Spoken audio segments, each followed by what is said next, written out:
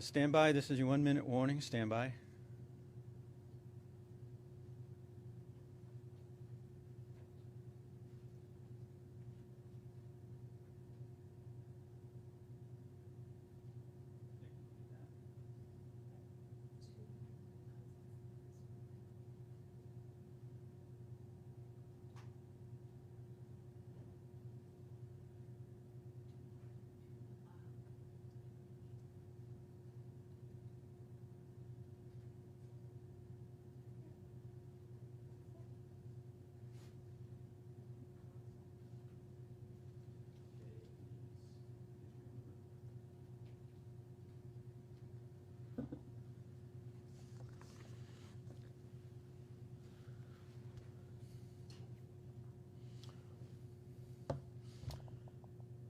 Good afternoon, ladies and gentlemen.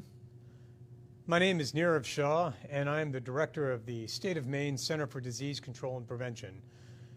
Here today with everyone to provide an update on the COVID-19 situation across the state for today, Monday, May the 4th, 2020. As of right now, Maine CDC is reporting 1,205 cases of COVID-19 across the state. That's an increase of 20 cases since yesterday. Breaking down those numbers a bit more, there are 1,136 confirmed cases. Those are individuals that have received a positive laboratory diagnosis. There are also, within that number, 69 probable cases. Those are individuals who are perhaps a close family member of a confirmed case. And so Maine CDC has now for several weeks been recording both, and we've just started now making sure we're presenting those numbers more publicly. Overall, 186 individuals have been hospitalized at some point during their coronavirus illness, and presently 37 individuals are hospitalized today. Of those 37, 18 are in the intensive care unit right now, and 11 are on ventilators. Overall, 57 individuals across the state have passed away with coronavirus, and 720 have recovered. That's an increase of 14 recoveries since yesterday. None of the new cases that I've reported today are associated with any ongoing outbreaks. And as you can note from the numbers, there are no new individuals who have passed away today. Overall, of our 1,205 cases, 266 are among healthcare workers. And since Maine CDC began our activation around coronavirus, our team of epidemiologists has now fielded just under 6,000 consults. In fact, probably by the time I've read this number, we have now probably reached 6,000 consults. That's 6,000 individuals who have reached out to our agency to get technical assistance on how to manage an infection or how to manage a patient who is thought to be or suspected of having coronavirus. And that 6,000 number is a significant milestone.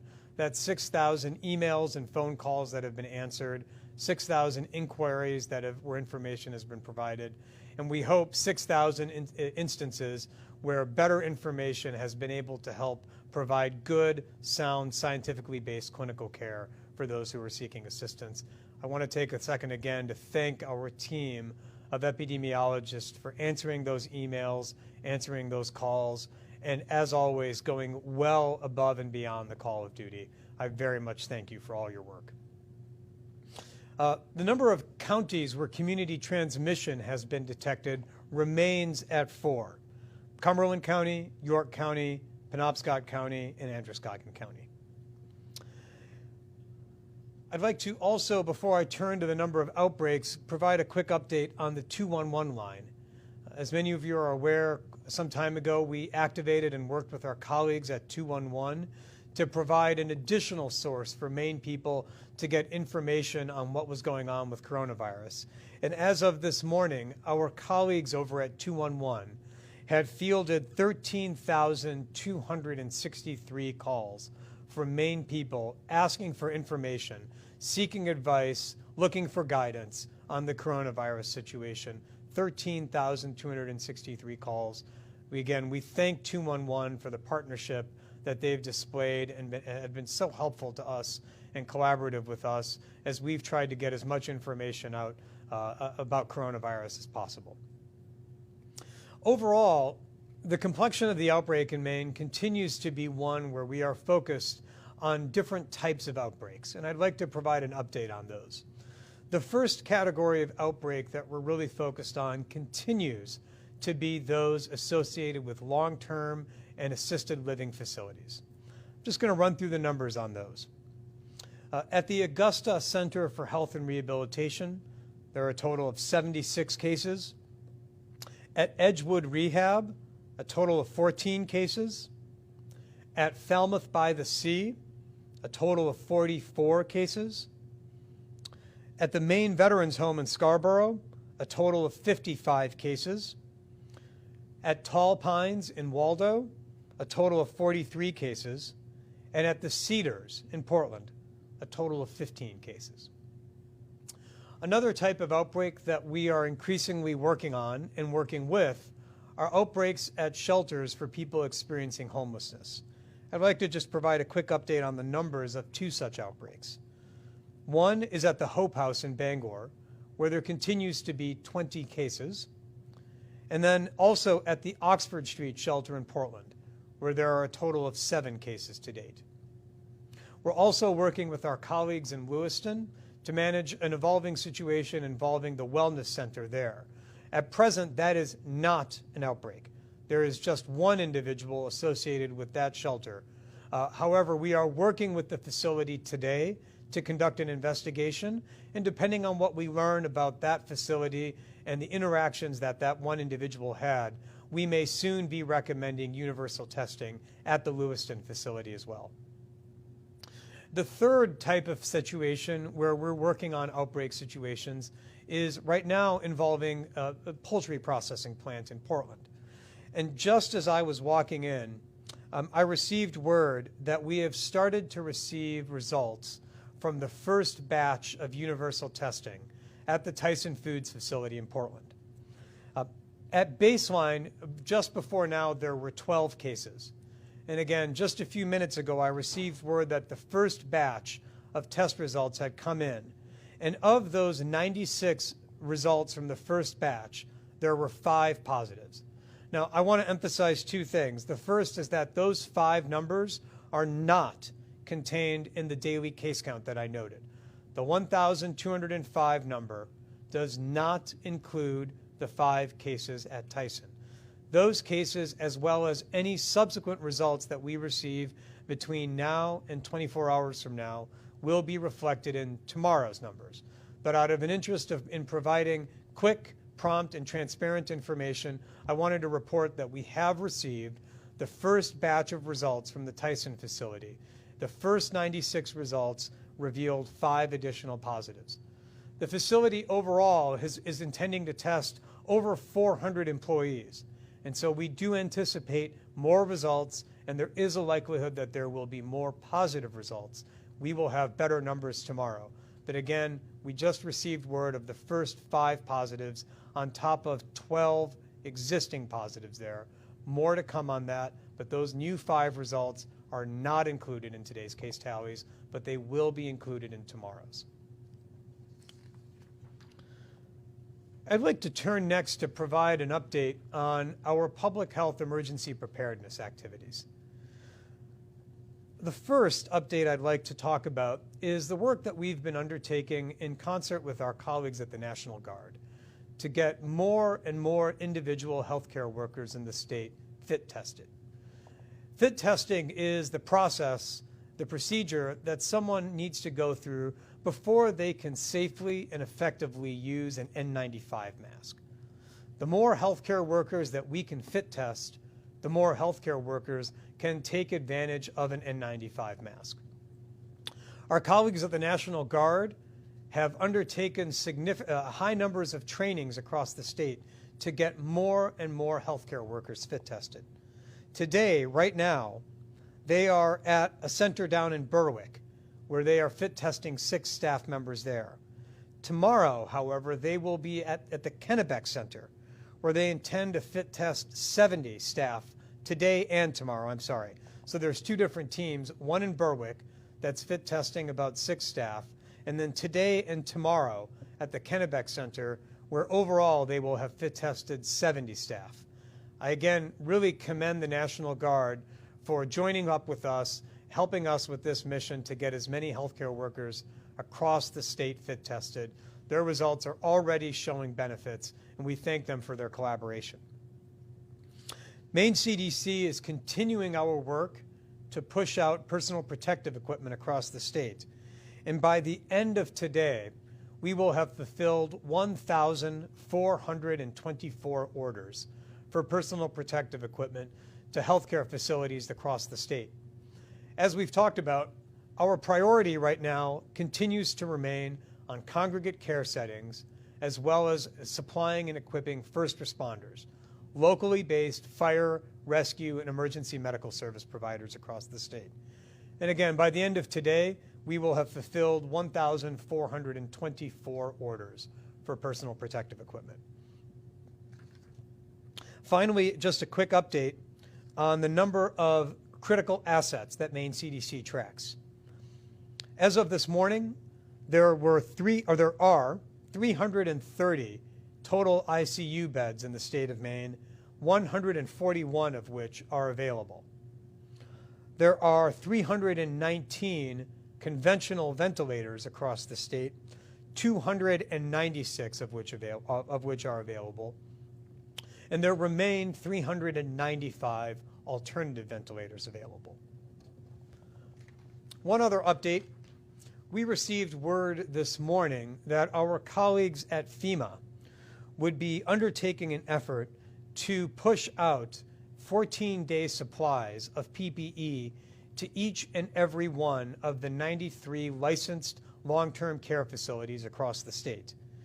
As we understand from our colleagues at FEMA, they will be doing so in 2 stages, one anytime now during the month of May, and then a second phase during the month of June. And again, each and every licensed long-term care facility in the state will receive in 2 separate shipments of 7 days each, an allotment of surgical masks, gloves, goggles, and gowns. And each of the facilities will receive an allotment based on the number of staff who are present at the facility. We are thankful for our colleagues at MEMA for this collaboration, and certainly we know based on the outbreaks that we've been dealing with, as well as conversations we've had with long-term care facilities, that this PPE that they will all be receiving will be really vital to our efforts. I'd like to close on one note today. Perhaps more than any other question I've received over the past few days has been one single question, and that is, how should I think about antibody testing? I've had a number of folks personally as well as professionally ask me whether they should go get antibody testing done, whether they should have someone in their family get tested for antibodies, and how should they think about any results that they might receive. I know that we've talked about antibody testing at these meetings before, but I wanted to share with everybody the latest scientific facts around antibody testing and express some of the questions and concerns that I have around it. But let me take a step back and first talk about what antibody testing is. In fact, let me talk about the ways in which we test for coronavirus more generally. The standard way we test for coronavirus is through looking for the DNA, or in this case, the RNA of the virus itself. That's a test that really helps healthcare providers know whether someone has an active infection. That's the test that our laboratory up here in Augusta does, and it's the test that most of the other laboratories across the state do. And that test, again, looks for the particles of the virus in somebody's nasal swabs or a swab from the back of their throat. And if you test positive, that's at least a good indication, especially if you have symptoms, that you've got an active coronavirus infection. But there's another way to look for evidence of infection. And that's by looking at some of the proteins that the immune system in our bodies make anytime we get an infection. Those proteins are called antibodies. And antibody testing is a way to look for the presence or the absence of those proteins in our bodies. Antibody testing differs in really significant ways from the virus testing that I mentioned a second ago. Antibody testing is not designed to look for a current or active infection. Rather, it's a little bit like looking at footprints on the beach. It tells you that perhaps somebody walked by, but you're not sure when, you may not be sure who, and you may not be sure whether they're coming back or not. That's what antibody testing really is like. Right now, there are a lot of questions that are out there around antibody testing. The first of which that any of us should be asking is, how good is the test? Well, right now, there are a lot of different tests that are on the market for antibody testing. Some of them are very good, others of them are lacking. In fact, some of the ones that are out there right now in the United States haven't even received an authorization from the Food and Drug Administration, from the US government.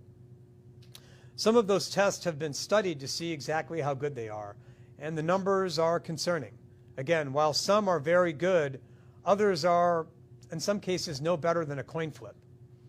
Now, if you went to your doctor and the doctor was offering a test and you said, how good was it? And the doctor said, well, you know what? I can do this fancy test or I can flip a coin, and either way, we're going to get about the same accuracy level. I think each of us would be a little bit suspicious and concerned. But right now with antibody testing, given the number of different tests that are out there, it's really difficult to know whether the test that you might be getting is one of the really good ones or whether it's more akin to a coin flip. But let's just assume for a second that you do get one of the good tests. You do get one that's really accurate. The other concern that's out there with antibody testing is that it's not scientifically known yet how to really interpret the results. Here's what I mean by that. These antibodies are proteins that our immune system makes when they detect the presence of the virus. Now, the coronavirus, the one that we're all talking about right now, the one that causes COVID-19, is part of a bigger family of coronaviruses, and it's got a lot of cousins. And those cousins look really similar to the virus that causes COVID-19. In fact, many of those cousins cause diseases that each and every one of us has probably had, like the common cold. Some of the antibody tests that are on the market right now can't really tell the difference between the virus that causes COVID-19 or the virus that causes the common cold. And so even if you got a positive result, the scientific community doesn't quite yet know whether that positive result is the evidence of a COVID-19 infection that you might have had a week or two ago, or a common cold that maybe you had last fall. There's a lot more research that's going on underway to really help us characterize what a positive result means. But let's even there, just for a second, assume that you got a good test, and that the test you got actually showed that the protein that you have was one that's specific for the COVID-19 virus. That's a lot of ifs, but let's just assume both of them for a second. The third question that the scientific community is working to answer right now is how long is that protection good for? With some coronaviruses, like again, the common cold, just because you had it a couple of months ago doesn't mean you won't get it again. But for other viruses, once you've had it once, you're good for life, like chickenpox or polio. It's not yet known scientifically how long the protection for the coronavirus antibodies might last for. And again, there's a lot of research that's underway to try to better characterize that. But right now, unless you're taking part in a research study, if your doctor recommends the test or you have questions about whether to get it, I would ask your doctor these three tough questions. Which machine are you using? Is it one of the good ones? If I get the result that's positive, how will you interpret it? And then the third, what do we know right now about the science around how long that protection might be good for. This is really rapidly changing. Let's keep in mind that just a couple of months ago, 4 or 5 months ago, coronavirus, the one that we're talking about, wasn't even really well known in the scientific community. We've learned an immense amount about this virus just in the past couple of months. And we will continue to learn an immense amount about this virus in the next couple of months. But for now, these are the questions that I've got. And these are the questions that I've asked my friends and family to ask their doctors when they've had discussions about antibody testing. This will undoubtedly change. It will probably change in the next couple of days, let alone in the next couple of weeks. I will do my best to keep everybody updated as the science around antibody testing changes. But as always, please take a look at the Maine CDC website, the US CDC's website, or the World Health Organization's website for the latest information around antibody testing. And never, ever be afraid to ask your healthcare provider tough questions if they recommend antibody testing or if you are interested in seeking it out. So with that, we're going to turn to our colleagues in the media for some of their questions. And I would like to start today with Steve Missler. And Steve, I'd like to start with an apology. I understand that you were on the list on Friday, but because of an oversight, we did not recognize you. So Steve, my apologies for skipping over you on Friday, but the first question goes to you today. I appreciate that, and no worries, not a problem. You've already answered one of my 2 questions, which was about the FEMA's delivery of PPE to nursing homes. I guess do you have a sense of when that first delivery will come, or is it just during the month of May and then again in June? Are there specific dates? And then if you could just answer that quick. And then the second question I have is about the new guidance for nursing home testing. Now, I know that Maine is ahead of the feds on this matter, but the new guidance also suggests that residents in nursing homes get tested every 3 days if possible. I don't believe that guidance is contingent upon an outbreak either, but does Maine have the capacity to do that exploratory testing in nursing homes? Great. Thanks for those questions, Steve. So as you noted, FEMA has not provided a more granular timeline as to when any of the facilities would be receiving their allotments. We have worked with our colleagues over in licensing and just not too long ago on a 1 o'clock call started alerting nursing homes, long-term care facilities that they could be receiving a drop shipment any day to make sure they were on the lookout for it. But no, we haven't been given a more specific timeline. If we receive that from FEMA, then I'll make sure that you get a copy of that. But as of right now, what we've been informed is at some point in May and at some point in June for the second one. As for the testing piece, we're evaluating that guidance as well, trying to figure out how we might operationalize it. As you note, it is not specific to nursing homes. And so it raises the question about serial testing every 3 days, not just the capacity to undertake that testing, but also the ways in which we would interpret those results. Let me just pause on the testing itself. That would contemplate, if you include not just the residents, but the staff, as I think you must, we would be talking about 11,000 people in Maine, staff and residents, every 3 days. So we'll just call it 22,000 people per week. There's an operational challenge there, but even if we hold that in abeyance for a second, there's also an interpretational challenge. Outside of outbreaks, thankfully, the prevalence of COVID-19 in Maine is very low. And so when you think about population-level testing in situations where it's not that common, you have to be really prepared in advance to have a plan in place for what will likely be a high number of false positives. And in a situation where you're in a nursing home setting, where a high number of positives, even if they're false, could trigger a number of subsequent actions, we've got to think about that really carefully. So we're reviewing the guidance right now and thinking about how we're going to operationalize that, not just, again, from a testing perspective, but also from a policy perspective as well. So much more to come on that, Steve. Thanks. I just want to clarify that that was not my cat. Understood. Understood. And we welcome all animals, large, small, feline, or canine, to these briefings. So, and I'm told that Don Kerrigan is not on today, so it may not even be Don Kerrigan's cat, or the general, as I like to refer to him. We will turn now to Amy Brown over at WERU. Oh, thank you, Dr. Shaw. It's also not my cat. I was blamed on that last week. Not my cat. I have a question about the firefighter situation in Waldo County.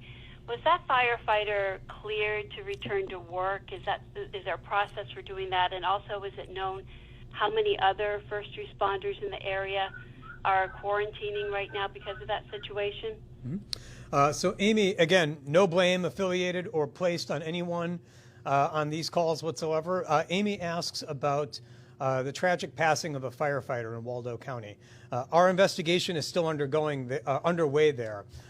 But Amy, one note about the notion you mentioned, which is being cleared to work.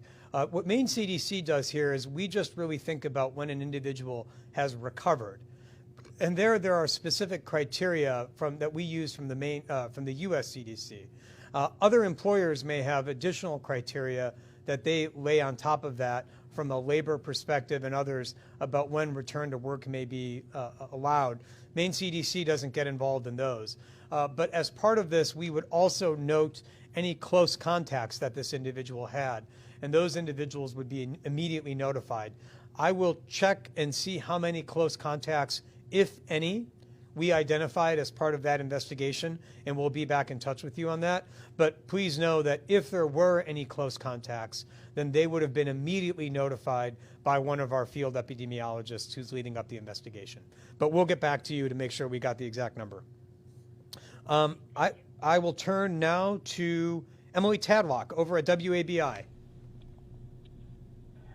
Hi, Dr. Shaw. Actually, if you could just share that information with all of us, I think we're all kind of interested to know.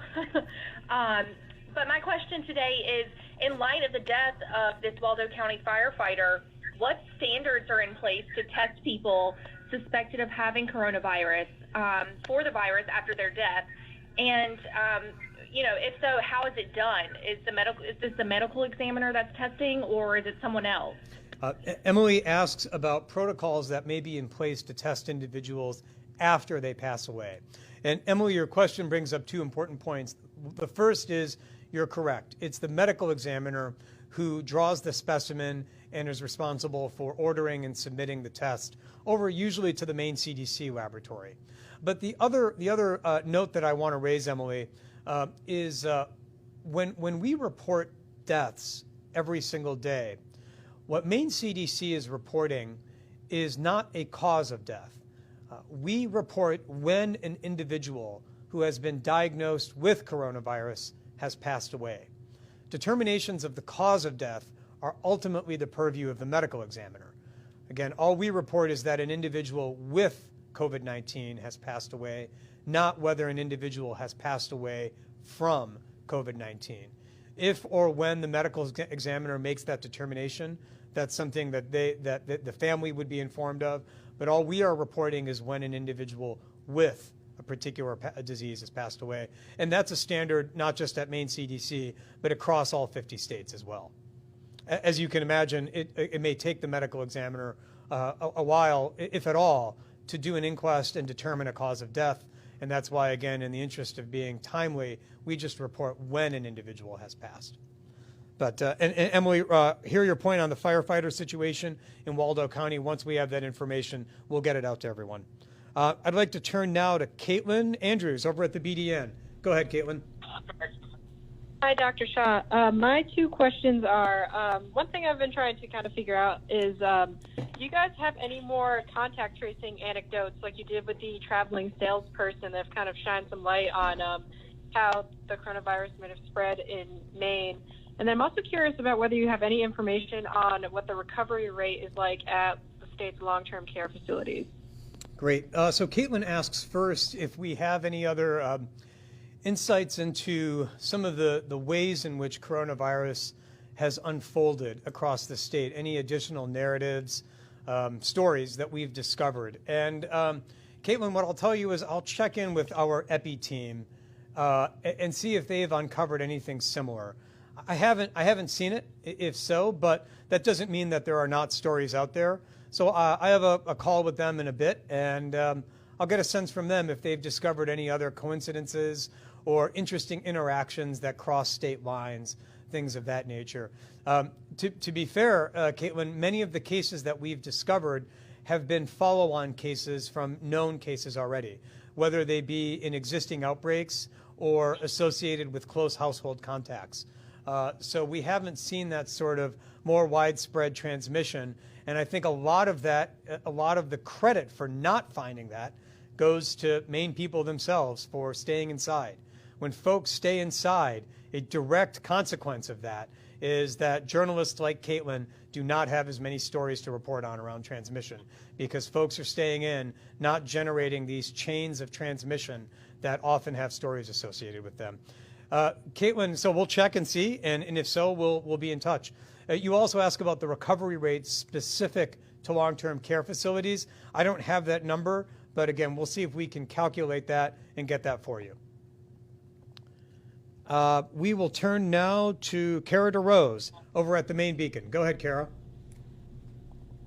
Thank you. I just had a question around, so just as some states have started reopening, the federal government is predicting that COVID-19 deaths will double over the course of the next month.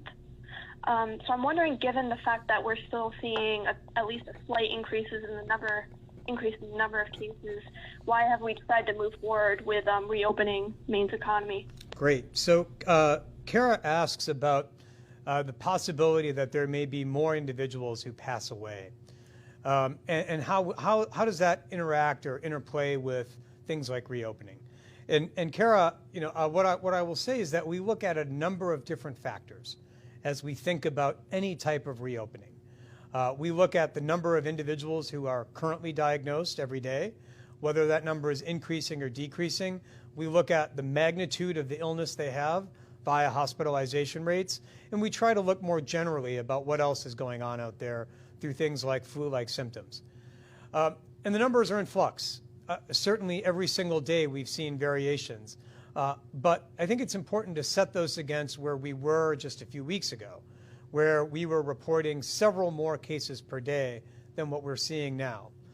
What that suggests is that for the most part, our transmission for the time being has stabilized, and we're seeing a transmission number of around 1.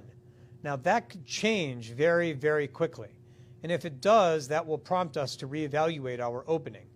But at the same time, what we have not seen is what other states have continued to experience, which is exponential growth. There are still several other states that are in an exponential growth phase, where the number of new cases every day continues to rise faster, faster, and faster. It's not many states, but there still are a few out there. If we resume a situation like that, where we get into a second wave of cases, which sadly might entail a second wave of individuals who pass, that will certainly be part of our analysis in terms of how we reevaluate any steps toward reopening. So we look at those data every day to see if we can spot new trends, to see if we start seeing an inflection point back upward. Right now, what we've seen is a bit of a plateau. It's a high plateau, to be sure, on the order of 20 to 30 cases per day.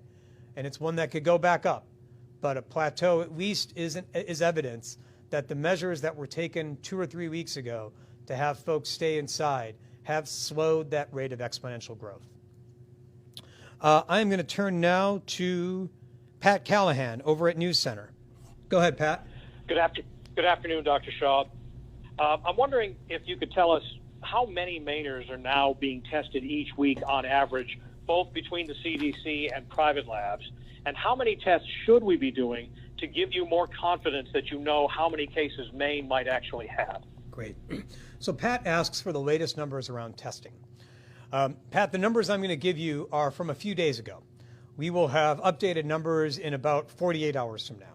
However, as of a few days ago, there were roughly 2,900 Maine people tested each week in the state. 2,900 people in Maine tested. Some of those tests were conducted by laboratories in the state, like our laboratory in Augusta. Another fraction of those tests were conducted by large commercial laboratories, like Quest and LabCorp, who send the tests to different states for actual testing. We will see what that number is this week, and again, in about 48 hours, we'll have the updated tally. But Pat, you ask a really good question about what that number should be. And here's how I think about what our testing number should be. The first is, let's get a sense at baseline where we are right now. And one of the ways that we do that from an epidemiological perspective is to look at the percentage of tests that are coming back positive. Right now, our positivity rate is over 5%.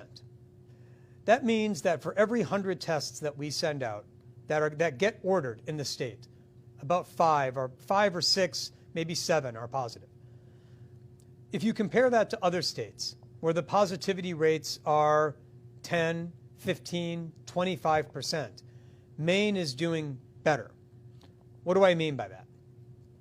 The positivity rate tells you, or tells us, how wide of a net we're casting. Imagine a world in which our positivity rate was 100%. For every single test a doctor in Maine ordered, it came back positive. If I saw that number, I would say, well, wait a minute. Are doctors casting a wide enough net? Are we recommending testing in enough situations, like Steve's question about nursing homes? And what you see in other states is that the percentage of tests that they are getting back as positive is many times higher than what we've got in Maine. So this low positivity level, 5, 6, 7%, is one of those situations where the lower we are, the better we are. Now, we still have more work to do. And the target that I've set for myself is to try to mimic the positivity rate that South Korea achieved, which is around 2%. South Korea has been much lauded for its ability to engage in widespread testing as a way to get a better handle on the epidemic. Compared to other states, we are far closer to South Korea than, say, some of our neighbors. But we've still got a ways to go. And by a ways, I mean we need to increase our testing by about 2-fold, maybe 3-fold as a state in order to get to that 2% positivity level. So right now, that remains our goal. It's one that a lot of the experts, including a very well-respected team at the Harvard School of Public Health, has estimated is needed, which is to say, for Maine, a doubling or tripling in the amount of testing that would be needed in order to get us to what a lot of epidemiologists think right now is one of the gold standards, which would be South Korea. So, Pat, that's how I'm thinking about testing right now. And I think that's kind of a glimpse into what we need to do in order to get there. We have much more to come on the testing front, hopefully in the coming days. I'm going to turn now to Michael Fern over at the Maine Edge. Thank you, Dr. Shaw. A poll conducted last month showed a majority of Mainers approved of how the administration has been handling the pandemic. However, that was before the stay-at-home extension and the rollout of Governor Mills' reopening plan. Fast forward 1 week, since that plan was released, we've had business protest openings, demonstrations, and it seems like an overall rise in anger and change in public sentiment, especially across social media. Much of the negative sentiment revolves around the state mandates versus constitutional rights and Mainers' proud heritage of rising to the occasion. If we do have a great movement in negative public sentiment, do you think that might be time to rethink the strategy? Thank you. Yep. So Michael asks about public sentiment as it relates to our reopening strategy. And Michael, I would probably refer you to the governor and her view on the way that public sentiment would interact with her overall strategy here. What I will say is that my purview and our charge at Maine CDC is to look at the scientific facts and the epidemiology as it unfolds and inform the governor with the scientific facts that she needs to make the judgment calls about how to move toward reopening. And so I try to make sure that any advice that I provide to her team, or her commissioners is just first and foremost rooted in the science, as well as always keeping a view toward the common humanity that all of us have. With respect to the movement themselves, I don't have much to say other than that I understand where folks are, and I always, as always, make sure that I ask each and every person to stay healthy outside. I'm going to turn now to Jordan Bailey over at the Portland Phoenix.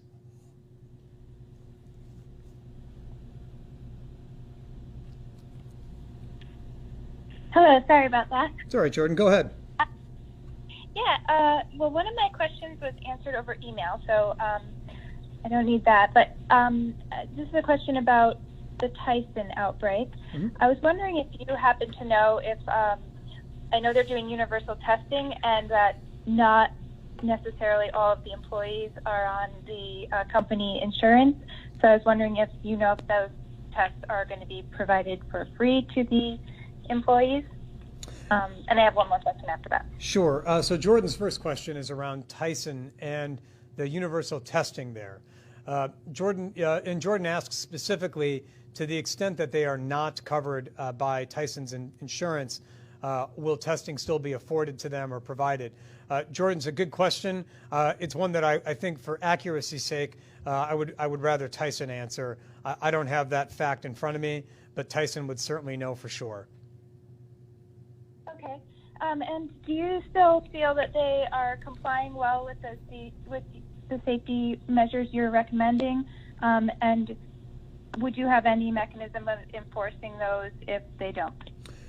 And so Jordan also asks about the collaboration and compliance that we've seen with Tyson and any enforcement mechanisms.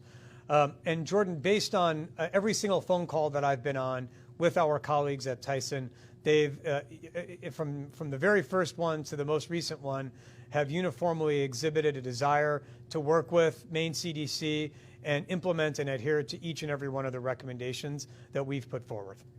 So we haven't really had to discuss anything related to enforcement as a result of that. I'm going to turn now to Megan over at WMTW.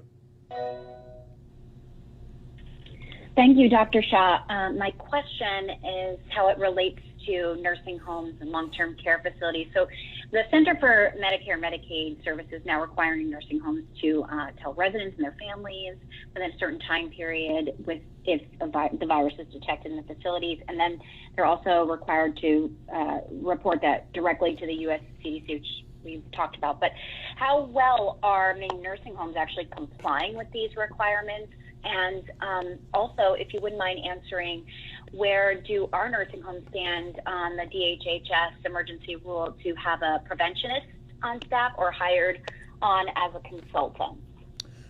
Great. So Megan asks two questions about nursing homes in Maine and their compliance with recent rules from the federal government. The first is around reporting, and then the second around the necessity of having an infection prevention expert available to the facility itself. On the report, actually, on both of these, Megan, we'll get back to you. We'll check with our colleagues over in the Division of Licensing and Certification to see if they've got any updates on compliance on both of those fronts. I have not heard much in terms of where facilities stack up in Maine and whether some are ahead of the curve and whether others might be a bit behind the curve. Thus far, my understanding is that compliance has been proceeding, but again, I don't want to speak in generalities. I suspect that there's much more to the story, so we'll work with our colleagues over at DLC and try to get you some more granular information. Thank you. You bet. I will turn now to Kevin Miller over at the Press Herald. Go ahead, Kevin. Hi, Dr. Shaw. So two questions. The first one about Tyson Foods. Can you just provide a little bit more of an update about what the CDC has done since Friday as far as working with the facility?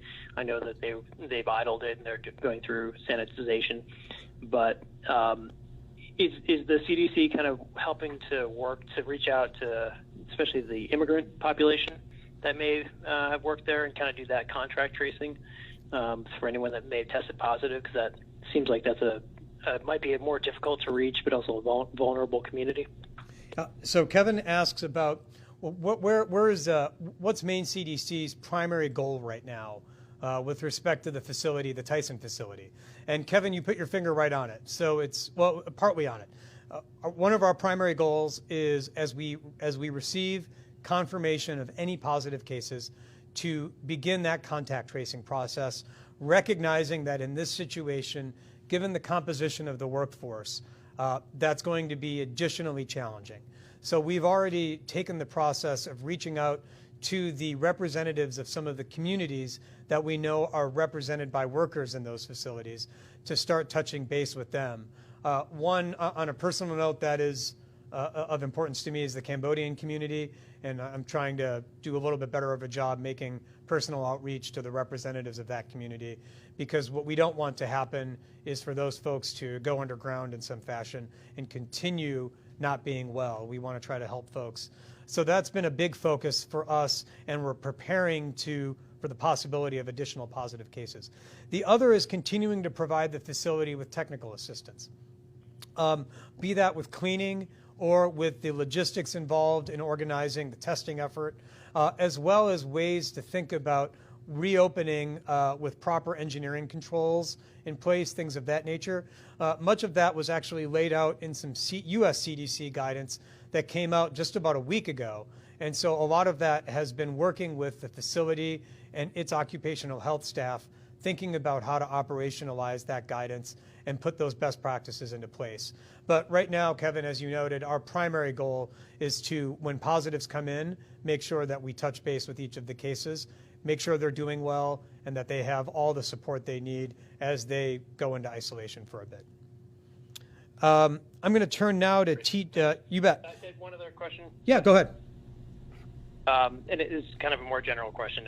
Since we had our first weekend where restrictions were lifted a little bit, do you have any thoughts as to kind of what you heard, saw or heard out there? Whether did you hear about anything other than perhaps the incident out in Sunday River? Any incidents that caused you concern, or I guess what were your thoughts from an epidemiological standpoint about how things went during the first couple days of reopening some businesses? Yeah, and so Kevin asks about how the weekend went, especially from a reopening perspective. And Kevin, our teams had a number of calls over the weekend working with owners and operators of different types of establishments across the state, some of whom were wanting to reopen more robustly than Governor Mills' executive order allows. And I have to say, in each of the interactions that we had, the owners and operators were incredibly understanding, and we, in turn, were willing to work with them to make sure they had the latest guidance on, what are the boundaries and the limits of what takeout means, and where can people go after they've picked up their food, and what ways can they do so in a safe manner. And I have to say that the conversations that my team and our team had with owners of facilities across the state were uniformly positive and productive throughout the weekend. I will turn now to TJ Tremble over at ABC 7. Good afternoon, sir. You mentioned that a study, I believe, out of Harvard recommended that the state needs to at least double the testing. What groups of people would that encompass if the testing was expanded? Right now, you're talking about healthcare workers and people showing symptoms. But if the testing is expanded, who gets surrounded by that expansion? Great question, TJ. So TJ's question is around, once we move toward, it's all great to talk about expanded testing, but who does that actually capture? Who else gets tested? So TJ, here's my goal. My goals are as follows. First and foremost, my goal is that each and every healthcare provider in Maine is able to order a coronavirus test for any of her or his patients without concern for resource availability. That's my number one goal.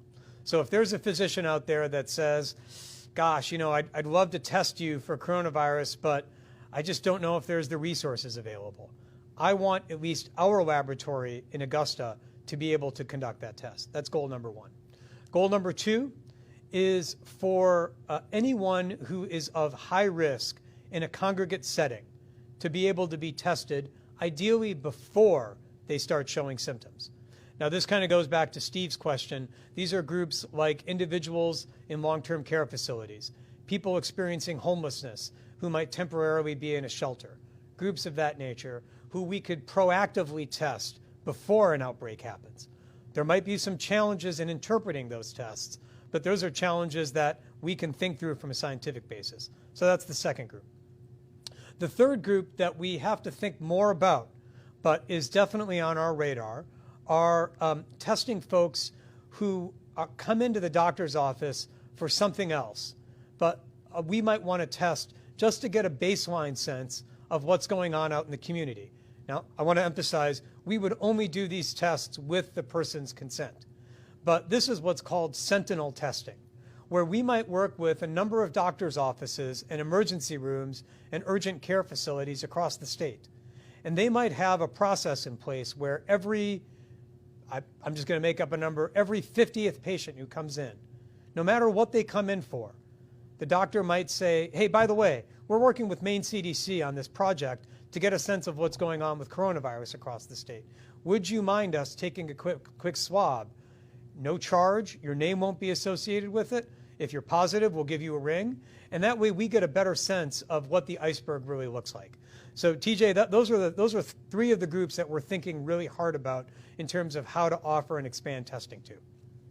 Thank you, sir. You bet. We're going to turn now to Kate Koff over at the Ellsworth American. Thanks, Dr. Schaub. So two questions. The first is, can you give us a kind of a further breakdown on the kinds of healthcare workers who have fallen or who have tested positive? You know, I'm wondering, are they mostly EMS workers or ICU doctors? And then my second question is, I know that, PPE is kind of flying out the door as fast as you can get it, I'd imagine, but I'm wondering if the state is stockpiling any testing kits or ventilators or other emergency supplies in the event that we see, subsequent waves in the next year or so. Great. So Kate's first question is the composition of healthcare workers who have tested positive. Kate, I don't have those numbers right in front of me, but we'll take a look. We'll touch base with our EPI team to see if we can get you a slightly better breakdown than just the overarching number of 266 healthcare workers. Kate's second question is around what our strategy is for PPE going forward. We have, as you noted, Kate, PPE comes in the door and we try to push it out the door as quickly as we can because we know that there's a high demand for it right now. But we're also keeping an eye toward a possibility of a resurgence, a second wave. We don't know if that second wave will happen, and we don't know if it will be one big wave, several small waves, or no wave at all. It's just impossible to predict at this time. But what I can tell you is that we have devised a plan and different scenarios to make sure that if a second wave occurs, no matter what form or shape it takes, we will continue to have adequate supplies of PPE on board in our warehouse. What that means in the immediate term right now is that we are slowly planning to start the process of re-stockpiling, which means that we will try to make sure that if there is a second wave, we'll have availability on hand, especially for hard-hit facilities, like a new nursing home that might get hit. The other thing, though, Kate, that's really important is that we're not solely relying on our colleagues at FEMA to supply us with PPE.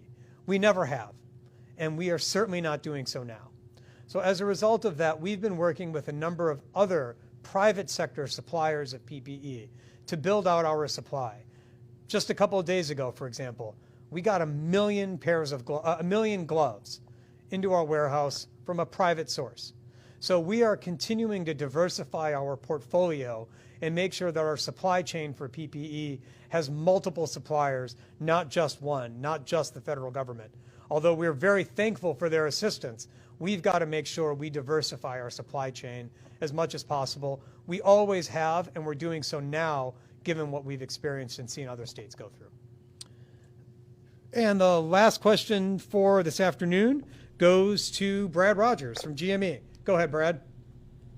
Hey, thanks so much. Two quick questions. Well, one is we've got a call from a viewer who said he was denied service for an alcohol purchase after he was asked to remove his mask, and he refused to do so. So I don't know if you have a comment about that or what the procedure is for something like that. And the other one is, I've seen, we're out and about this weekend, at some point, some places you see lots of lines for takeout, no one social distancing, nobody wearing a mask, and everyone being really close together. And then other places are doing a pretty good job of with people wearing masks or certainly spacing out. Just your thoughts about what's going on out there, and how concerned are you about these crowds that aren't wearing masks and are in tight quarters? Great. So, Brad, as to your former question, I don't have any thoughts or comments on that. I'd probably refer you over probably over to Bablo for a better comment on that. I don't have much more to add. But to your the second point you raise, I think it's a good time for all of us to think about and how, as we start thinking about going back outside, as the weather is getting better, how are we going to ourselves re-enter society, as it were? One of the things I sort of observed over the weekend, Brad, is I was out just taking a walk. People that were coming my way 20, 30, 40 yards, we were crossing the street to avoid even coming within 50 feet of each other, let alone 6 feet. But at the same time, I also have seen around the country on the news scenes of folks who were congregating, waiting in line for takeout and things like that. So I have two thoughts on that. The first, Brad, is that for me, this is a good reminder for myself that we're in one of these scenarios where the actions that each and every one of us take don't affect just ourselves, but can also affect everyone around us. And so if you're waiting in that line, waiting for your takeout, it's a good reminder to make sure you yourself are doing everything you can to try to maintain that physical distance. Because again, even if you might not get sick from being exposed, maybe someone in your household might. Maybe someone you work with might. And so again, as what I think about is, it's not just about me. It's about all of us, and the steps that I take can conceivably help keep other people safe. It's a rare opportunity where by simply just introducing a little bit of space in between ourselves, we could conceivably help keep other people from getting sick. And the other thought that I've got, Brad, is the same as I've mentioned before. When folks are going about their lives outdoors these days, it's just a good reminder for each and every one of us to take every step we can to try to stay safe out there. So with that, everyone, thank you so much for joining this afternoon. We look forward to speaking with everyone tomorrow. Have a good afternoon. Thank you.